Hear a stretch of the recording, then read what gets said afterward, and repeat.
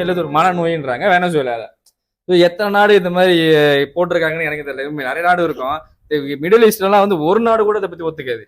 எல்லாமே இதை மனநோயா தான் பாக்குறாங்க.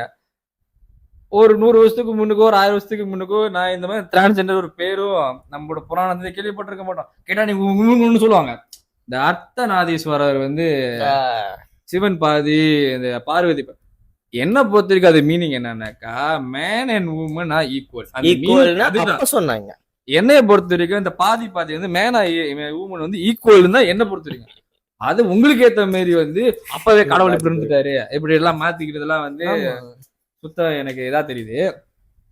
இப்ப வந்து இது டிக்டாக்ல சொல்லிட்டு போது நான் வருது அல்ல போனா பாட்டா போடுறா